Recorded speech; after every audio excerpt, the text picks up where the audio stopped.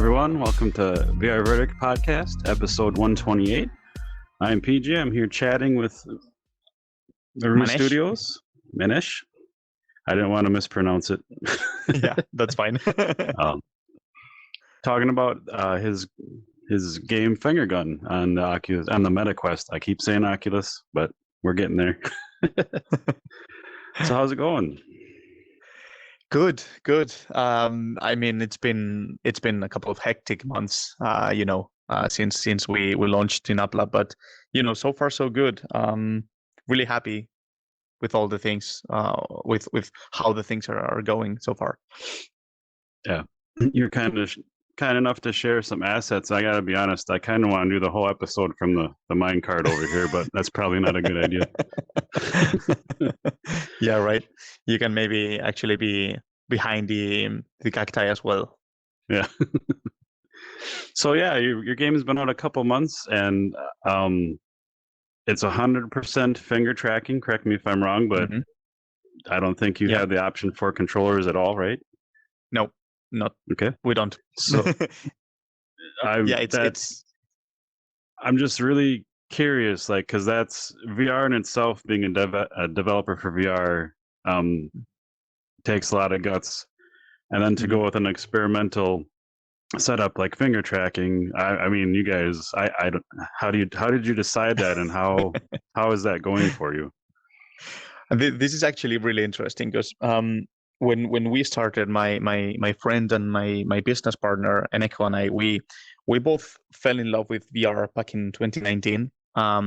We discovered the technology, the space, while we were doing our final thesis of our degrees, and we fell in love with the space, and we saw that the space was full of opportunities. You of course had like Monets and Da Vinci's, where people were doing great stuff in this space. And we decided that we wanted to do something entertaining. We decided that we wanted to get into game development, but we needed something that would differentiate us from the others. And that was hand tracking technology. Back in 2020, 2019, it was not that big of a deal, but we tried it, and we were like, this will be the interaction of the future. So we need to do something now. And that's when we actually started. This is our niche. So we've been developing Finger Gun for a couple of years now, and yeah, I mean, it's not been easy, definitely. It's still a technology that's being developed, and that does bring a lot of issues to the studio and to the development processes. But it's an amazing thing. It's a really challenging thing to develop for VR and to develop for hand tracking technology, and we love challenges. So here we are. All right, everyone watching, we're back. Sorry about that. Not sure what happened, but here we are. I think we left off talking about the hand tracking, and I think my next question was, again, it's an experimental feature, highly experimental right now. You guys are part of the first group of developers playing with it. So a question I had was, as Oculus runs updates and all that, like, do they ever kind of ruin your week by updating something and all hell breaks loose on your guys' build, and then you have to kind of scramble and fix it? Or I mean, that has happened a couple of times. I'm not gonna lie, but usually,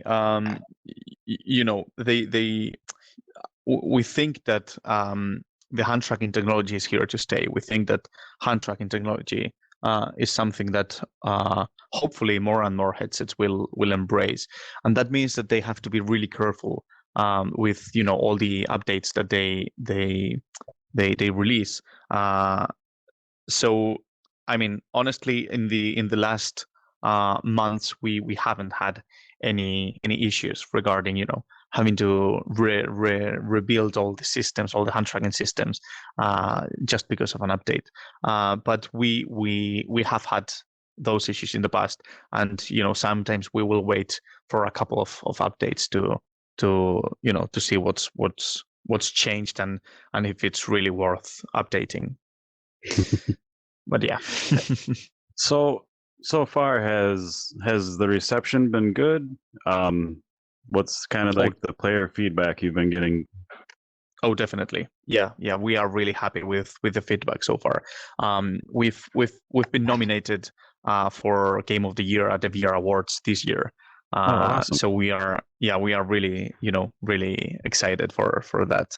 I mean, at the end, we are still a really small company. We have a team of 11 people right now, and VR is a small world. Hand tracking is an even smaller niche. Being one of the first hand tracking games out there is kind of scary sometimes. Because it's scary, but we couldn't be prouder of all the work that our team has put towards making this game possible, and are really, really excited to see ourselves competing face to face to games like Resident Evil or Star Wars. Those games are games that we've played when we were children, and now having a piece of art competing against other pieces of art, that's the best feeling ever, not gonna lie. Yeah, I was kind of I didn't really see much of Finger Gun before I kind of jumped in, so I didn't really know what to expect. But I was kind of surprised, and not in a bad way. Like, so the enemies are kind of up flying around shooting at you, and you have to dodge bullets, let alone shoot your fingers and all that. I've kind of noticed that in VR, like that used to be way more of a thing. A lot of games have gotten away from the actual like dodging, ducking, moving. So I know you said you guys have been working on this a couple of years. Have you kind of noticed that same trend, or were you like that's kind of where you started and kind of stuck with it, or? Kinda. I mean, the core idea of Finger Gun is still shooting through your fingers, so everything is built around that. The dynamic of the game, and the game being a wave shooter, is built on top of the experience of shooting, and we have put a lot of effort and focus on getting a good experience for the player to shoot. So I think that the wave shooter trend has gone down in the last years, definitely, and probably developers have been trying to avoid it or trying to run away from it, maybe even just because there are so many great games, so many great wave shooters out there. But we felt that for our game, it was a really, really good concept for the finger shooting, because we didn't want the game to be a traditional FPS where the goal of the game is to be accurate and try to accurately shot at someone. The game is more about what you decide to shoot and when you decide to shoot that thing, and that's why a wave shooter felt a really good fit for that concept. Because one of the problems with hand tracking technology is that we are not able to, get a really good aiming experience or a really good,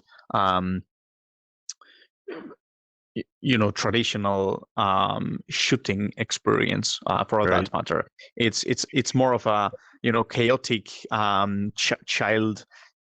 childish, not childish, but child-friendly way of playing. One of our goals with hand tracking or with this game is to bring those childhood memories back.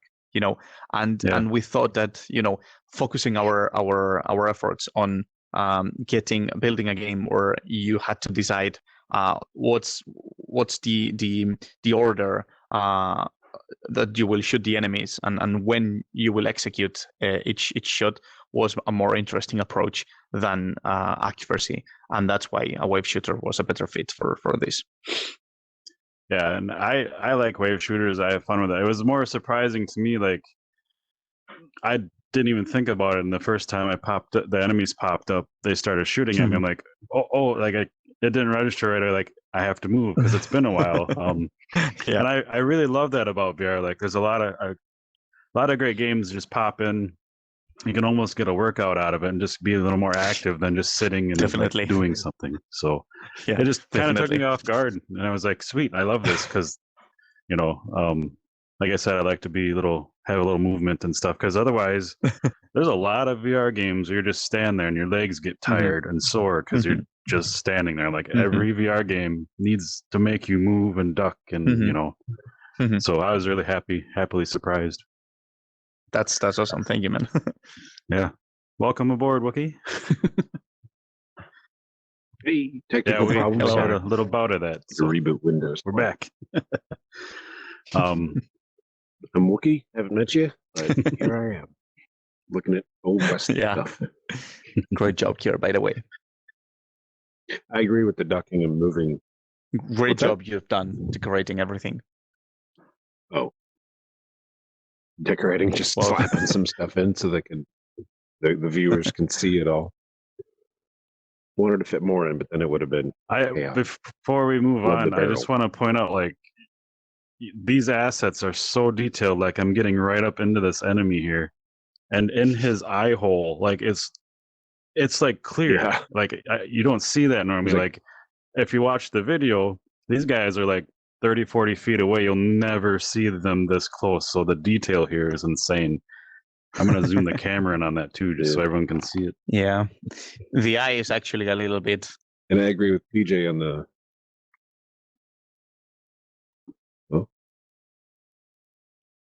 The eye is actually a little bit.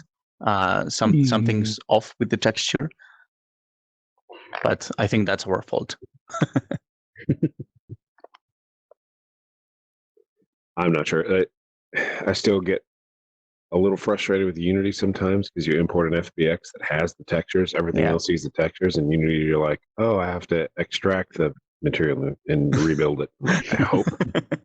Yeah, that's probably our fault though. It's like, come on, Unity, even. It's okay, but you double click an FBX, and now Windows has a 3D model viewer that can. It sees it. Oh. Yeah. Uh-oh. So he'll come back. Moving on. Yep. So just talking about the enemies, like I always find the design process interesting. Like, was like this what was in your head, or did you have like an artist come in and you kind of just said, "Hey, we need enemies," and they created them, or how did they come about? So this is the creation of our lead designer and art director. This enemy specifically is the Rambot. I believe this was the third enemy that was designed in Fingergun, and the process was the designer thought that we needed a tankier enemy that would resist some of the shots, and he did some drafts of how the enemy should behave and how the enemy should exist, and then the art director did the magic of making that a reality. And it's actually really interesting because in the design process of this enemy, the art director thought about the front of an old Western train.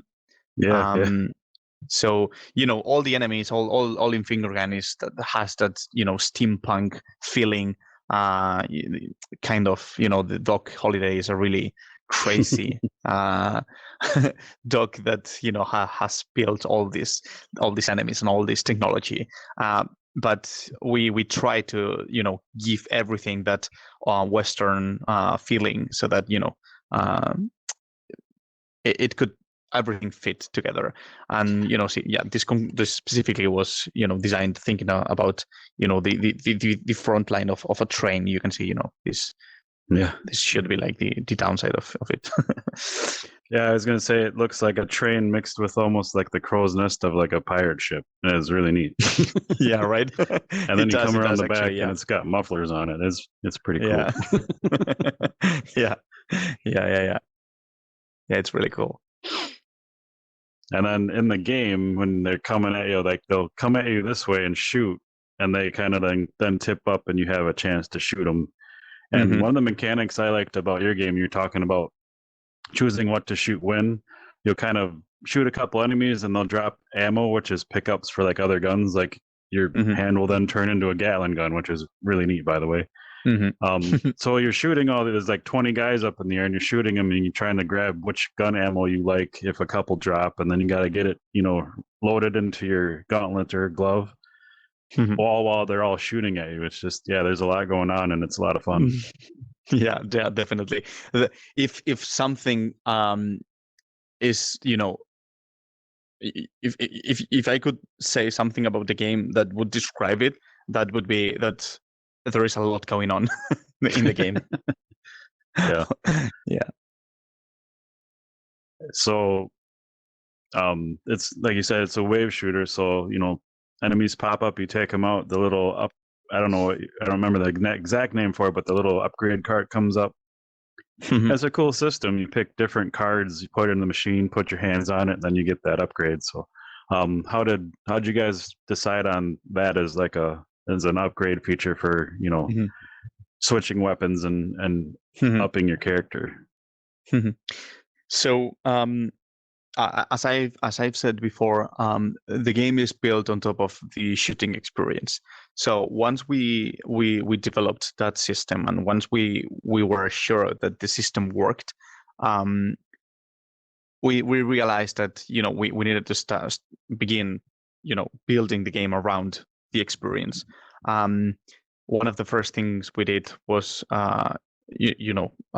designing the hook, but we'll talk about that later, so I will not bring now. But one of the last things we actually did was designing the upgrade system, because we wanted to give a little bit of depth to the game, and we figured that getting some upgrades so that the player can decide how they want to play the game, and they can have a slightly different experience every time they play, was a really smart way of overcoming the issue of the game getting repetitive. And that's when we thought about getting a machine every time you finished a round, getting those cards, giving everything the same Western vibe, the slot machine, getting the cards, mixing that with the things that you have already done through the tutorial.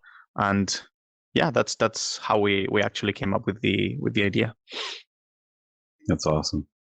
Yeah, speaking of the grappling hook, you kind of have a neat mechanic where you push your hand out and the grappling hook will pop out, you grab it and then pull yourself to the next spot. With that mechanic,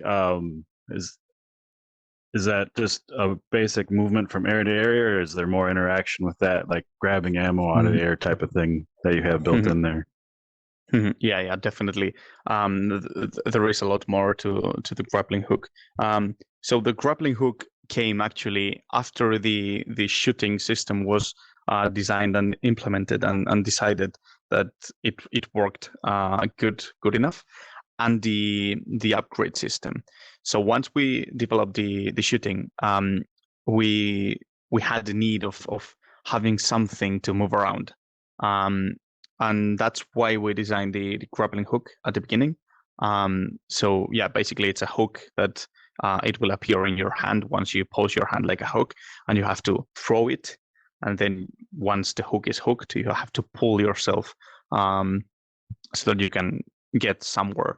But then we actually thought that the system could be used to grab things that you can't reach with your hands, that are too far away, and that's when we started to think about the modules and how those things combined could also give a little bit of depth to the game.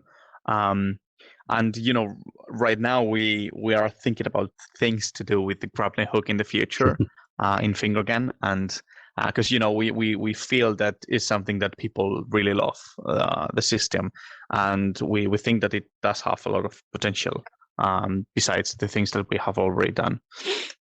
Yeah, it was, again, going back to finger tracking or hand tracking, like it's a very genius way to move around, because obviously if you don't have controllers in your hand, it's like, okay, how are we going to do this?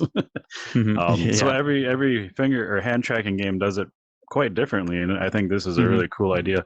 I know Wookie and I, just from past games in our childhoods with grappling hooks, like I love grappling hooks. I was really happy to see that. So like, oh, this is cool. So I'm glad to hear you're still kind of thinking of what to do with it and things to add. So yeah, definitely. It was actually going to be a lasso. Oh, nice. we thought about doing something with your hand like this and trying to throw and then pull back, but this was going to be way too difficult, or maybe actually impossible with the technology nowadays to implement. Yeah. So plus, we ended up. Yeah, when you have 20 enemies shooting at you, it's a bit probably chaotic to be, hold on, let me do this. Yeah. And if you go out of range of the cameras, sometimes your request will be like, definitely. I don't know where your hand is, and you're done. Yeah, you'll have to do it, in front of you. And that was not, part of the cool experience of doing it like this, But that would be something to like I play VR outside quite a bit, and my neighbors just think, they're like, what the hell is that guy doing? So if I'm out there like, woo, like, yeah, you got to say yeehaw and stuff. Yeah, I'd have to. Right. I'd have to dress up like in your video here, like. I don't know if I'd look more obscure or less by dressing the part and doing it, but.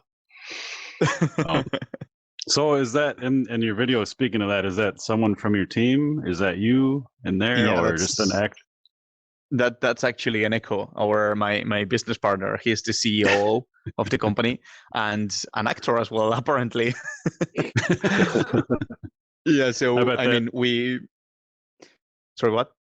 I was just gonna say, I bet that was a lot of fun to shoot. Yeah, it was it was amazing. It was really, really fun. Thing is, we didn't have too much budget for the trailer, so we tried to do it. Bootstrapping is something we've been doing for a couple of years now, and the trailer was part of it. Really homemade thing. But I have to give you guys props though, because like one thing with game trailers and stuff I hate is, and again we've been in VR a lot. I know it's meant for like people that aren't in VR, so you can kind of quickly describe what you're doing. So I normally I'm like, I just want to see gameplay. I don't want to see the real person thing. But with your game, it really makes sense because there's no controllers or anything. So like you guys in your video, like, he'll put his hand up and then it goes right to the game. It's really well done compared to even like Meta's videos, because those kind of annoy me sometimes. So that's really awesome. Yeah, the lead in from what he's doing in real life to what you see the game doing is well done. It's almost like a little tutorial in itself. I mean that was totally the intention. We've truly been afraid about how well we have crafted the tutorial and everything, so that the experience can be as good as we think it is. And with hand tracking technology, there are things that are still to be invented. For example, people are not used to looking at their hands, or people are not used to doing things in a virtual world with their hands. So teaching the players has been a big concern for us. So everything from the trailer on has been about trying to teach the player how to correctly do some of the things that you need to do in the game. Yeah, that's really smart.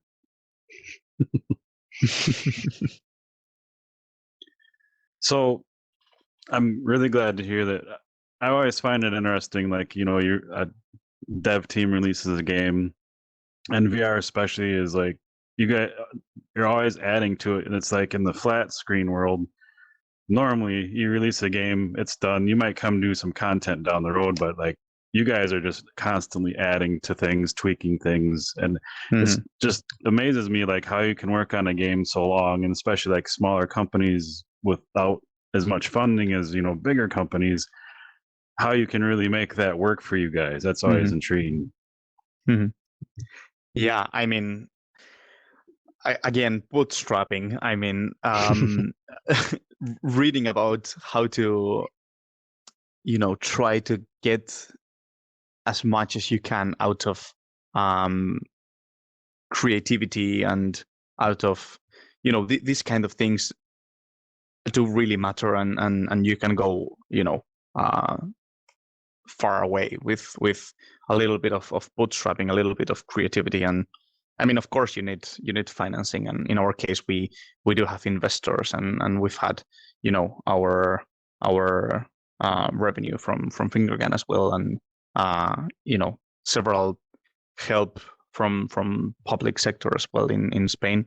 But at the end of the day, you need to be able to build a strong team that has really big commitment to the game. You really need to think about, what are you giving them, and in what can they give you back, or what can they give Miro back. And when you create this environment where you can actually, feel the need of each individual to get into a position where they can add value and they can receive value back, that's the perfect scenario where things happen, and you can actually, be creative in that scenario, and you can actually, get the most out of everyone, and get to places where you can launch one of the first, FPSs of hand tracking technology and VR. Yeah, and keep updating it. You kind of touched on like how and why you guys went with finger tracking, but before that, just like before you guys even started anything, like how did you decide like, hey, I think VR is where it's at. Let's go try that, because like it's kind of like new territory even today. Like it's still like a lot of new things popping up. Is it just the love of VR from putting the headset on the first time, or is it something else? Kinda, yeah.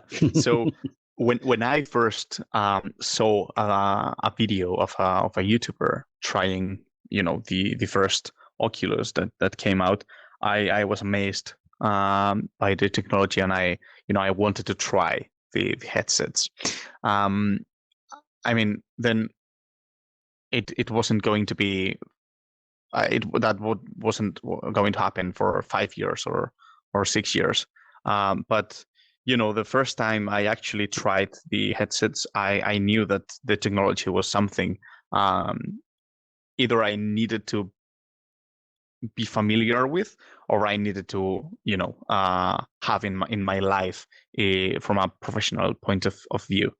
I studied computer science, so and my business partner and friend Eneko, he studied aerospace engineering. So we both were not actually meant to end up developing video games, even though we both of us have had that feeling or that thought of getting into game dev since we were children at some point in our lives. That's awesome. When we were in our uni days, we did not think that we were going to end up doing game dev. But when we did our final thesis together, we developed a virtual environment where we simulated the launching and landing of rockets, because we both love rockets as well. And that's when we knew that VR was something we had to figure out how to fit in our lives. VR and an XR, AR, as a matter of fact, as well. So yeah, definitely that is the exact same moment in space where we knew that we were going to end up developing entertainment for VR, because we knew that the biggest thing you can do in VR right now is to entertain, and games are the best way for us to express ourselves through VR. And it's got to be more fun than the other alternatives, I would imagine. Like definitely, yeah. You get to create a product, you get the player that tests it out, and and then on the other hand, see people enjoy it and bring them joy is probably a great feeling too. Yeah, definitely. That is one of the perks. Perk is positive, right? Yeah. Yeah, that is one of the perks. I always confuse. Yeah, you do have some, bad things about game dev as well that you have to embrace. But yeah, too much coffee. Too much coffee, definitely. Yeah. So I'm gonna be honest. I haven't gotten through the entire game, so forgive me if this is in there. But I'm just curious, like future plans. Are when I think of Western theme stuff, there's a couple things that pop in my head that I would love to do, like some bank robberies, some train hold up type things. Do you have any plans for those kinds of things, or are you kind of just still working on other background items? Or maybe, yeah. I mean, right now we are thinking about trying to get the most out of what we have right now in terms of gameplay. We think we can take everything a little bit further. The wave shooter, I mean. But I mean, developing more game modes is something that we think about a lot. And some of the things you have mentioned, like trains and banks, are things that we do have in mind. Definitely. Not to mention I pointed this out earlier. Yeah. This would be something. Like you missed it, Wookie, but I wanted to do the entire podcast with all three of us in here, but that was probably kind of high up there. But yeah, like minecart adventures are always fun. That'd be epic in VR. 100%. Yeah. It's a good way to solve the locomotion issues with VR and finger tracking. So, yeah, I'm excited. Brakes and rail switchers.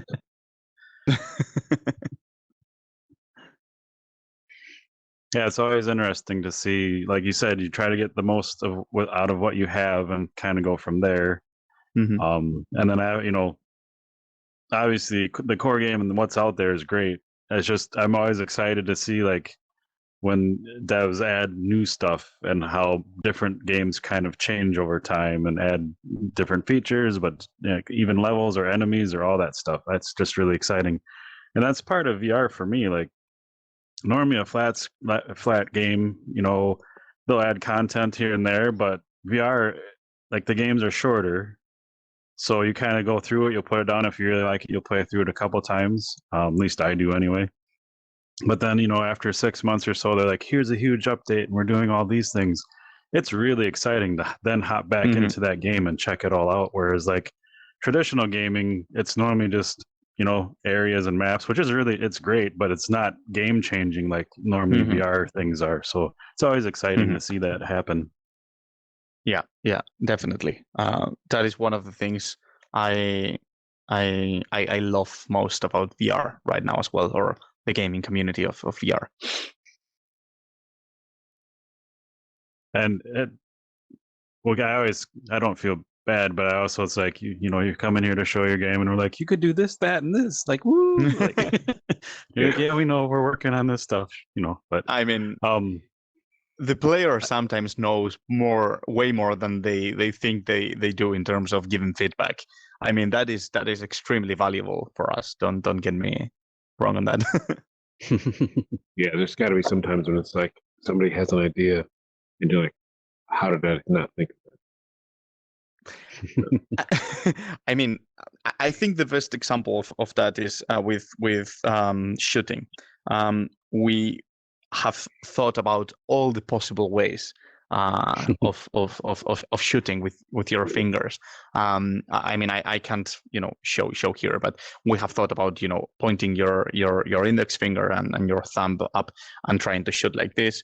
We have thought about all the movements you can imagine with your different fingers, and we have decided that for our game, the best way of shooting is taking your thumb down to your middle finger, and it has some issues. It is not the best way of shooting, probably, because your fingers are not designed to shoot. Your fingers are designed to do other things, But in the fantasy of shooting through your fingers, we believe is the best way of shooting, right? But sometimes you will get people that haven't even played your game or don't even like games, as a matter of fact, but they learn about your game somehow, and they will come to you and they will try to teach you how you should develop the game in terms of shooting. And that's something we don't really we don't actually give too much importance to that, because we don't think it's a relevant feedback. But that doesn't happen usually. Usually every piece of feedback we receive is welcome, even though it's harsh sometimes. We receive it and we try to analyze it and we try to digest it so that we can get better, because we know that even in the most harsh feedback, you can find something that it's valuable for the game. Yeah, that's a good outlook. And some devs have that, some don't. Yeah, I would, if I was intelligent enough, I'd create a system where like all the feedback would filter through and it would automatically just bring out like the stuff that would be helpful to you. And then, because like I said, that's a great outlook, but there are some devs where like that just wrecks their day, and I would probably be one of those devs, because it's like, God damn, like what the hell? I mean, yeah, and I mean, we are all human, and you can't pretend that you have like a steel heart and nothing can get through you. That doesn't happen. I don't think that bird happens, but I think that you have to try to learn that some feedback you receive, some harsh feedback you may receive, I think that if you have a good day, you should try to read it and try to extract something from it. If you have a bad day, or if you think that it will diminish team's morale, you should definitely set it aside and get back to that later, because it can be harmful to the team. And it's the internet. Anything can say anything about anything. So yeah, and they do. Yeah, and they do, and they will not hesitate. Yeah. I would probably hire somebody to filter the mail and like categorize each one. This one's positive. This one has some constructive. This one's worthless. It's just weird. Yeah, I mean, yeah. So going back to getting into VR, what was the first experience you had in VR? Was it a game or an app, or? I mean, I think that I am really, really similar to almost anyone that has tried VR for the first time. It was Beat Saber, my first experience with VR. It was Beat Saber, and then I actually tried. I don't know if it was before trying Beat Saber for the first time. I tried one of those headsets where you could, sweep your phone in and move your head around. Yeah, I think that that might have been my first experience actually, but I barely consider that to be VR. So, Beat Saber. Okay, cool. And was that the moment you're like, oh, okay, I'm doing this, I'm in, or was it something else? Yeah. That was, I mean, together with the first time I saw a VR video on YouTube, that is the first time I knew VR had to be in my life somehow. And then with the thesis, my final thesis, that's when we decided that it had to be part of our career, our professional career. And yeah, video games were the best excuse, I think. So growing up when you're younger, what were some of your like what, right when I say that, what are the first games that popped to your mind that like you've loved over the years? Like non-VR, you mean? Yep. Just in childhood, like just your favorite games growing up. Oh, probably. I mean, one of the games that I have played several hours. When I was a child, that must have been Pokemon Ruby for the Game Boy. Nice. I spent countless hours playing that game, and then I think I've played almost all of the Pokemon that came after that one, and I've played some before that as well. But I remember that game really vividly, and I mean there is this probably really unknown game. It was called Theme Park. It was a game about building a theme park in your computer, and I remember I played this game a lot as well when I was a child. It was a really cool game, but I haven't been able to play it since. Yeah, and then when I was a little bit older, I of course have played a lot of Minecraft as well. I mean, I think that Minecraft has defined a lot of how I think about games. Nice. But yeah, if we are thinking about or if we are talking about my favorite game of all times, that must have been BioShock 1 and Infinite. Yeah, they are both my favorite games. I can't decide between the two of those. But yeah, I mean that's I played those games when I was a teenager. I had a better ability of understanding what was trying to explain Ken Levine with the game, and I definitely think that they are amazing, awesome games.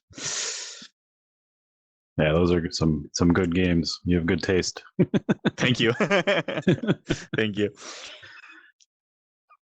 I remember like playing BioShock for the first time and going through it, and like when you get down in the science area, like how spooky it is. Yeah. And I replayed it after remaster. I'm like, I think it's more spookier to me now than it was when I was a kid. Like, what the hell is that? Yeah, right. That's actually really really interesting, because when you sometimes the spookiness comes out of you understanding what could happen, or what's the innocence of a child can't comprehend sometimes, those kind of things. I remember the Would You Kindly, when that when that popped, it's like, Yeah. that is so freaking amazing. Yeah. That's still one of like my gaming moments where I was like, that is awesome. Yeah right. Yeah, amazing. Yeah. Well, I know we're coming up on an hour. I know you said you had another thing going on, so you don't want to go over, but is there anything we didn't get to talk about that you wanted to share, or anything you wanted to touch on before we call it a episode? Or I think that the best thing I can say to sum up what Fingergun is that I think it's a game that anyone can easily enjoy. If you try to understand that hand tracking technology is not like playing with controllers, and if you try to be a little bit if you give us a little bit of slack, actually, I think you can really have a really good time once you get the grasp of how to play with Fingergun. And that's the best thing I can actually say. So go try the game, and if you like it, give us a good review. If you don't, give us a bad review or get a refund. Tell us how you hate us in Twitter or in Reddit. But most importantly, is always appreciated.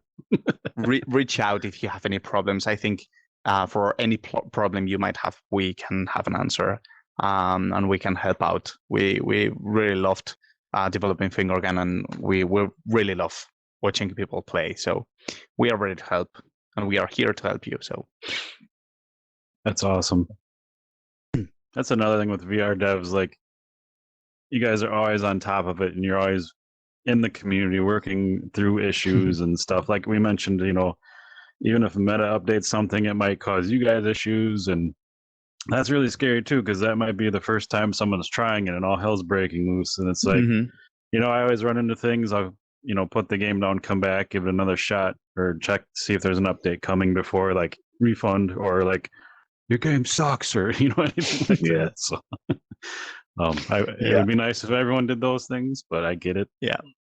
It'd be nice if everyone tried to like get rid of their preconceived, what things should be or what things are, because you enjoy something for what it is. Because I remember when that Watch Dogs game first came out in 2014, I'm like, this isn't like GTA, and my brain wouldn't like it. But like the third time I tried it, I'm like, this is actually its own thing.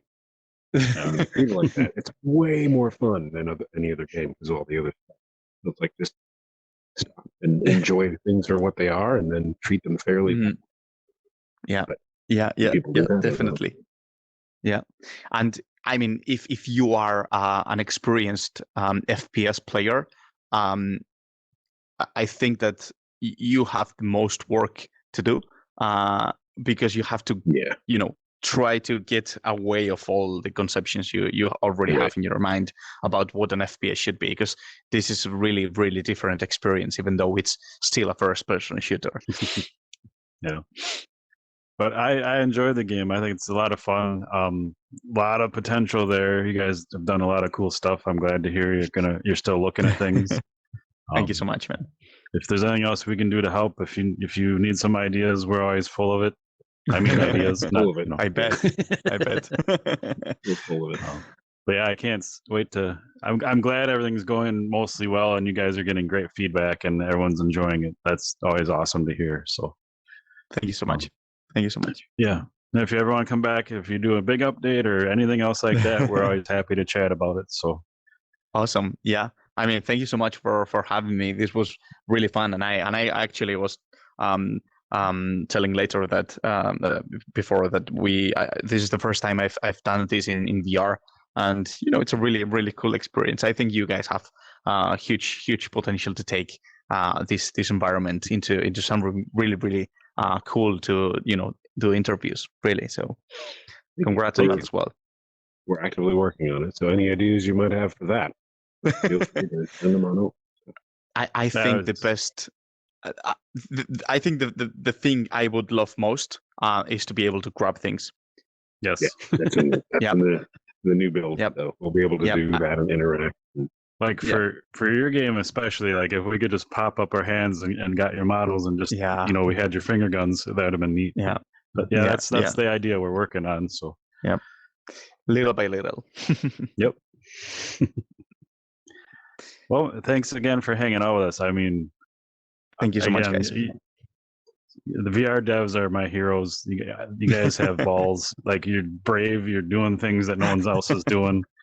I just love it, and I love to hear you guys are always like passionate. I love to hear the passion. I love to see you're always creative with everything. Obviously, like that's just the neatest things to me. So that's why we try to have you on and chat about it. But thank you so much.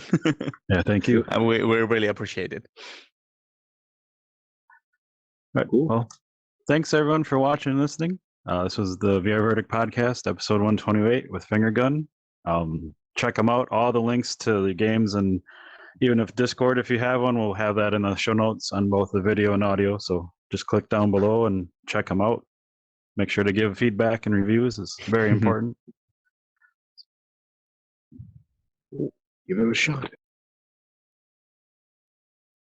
Bye-bye.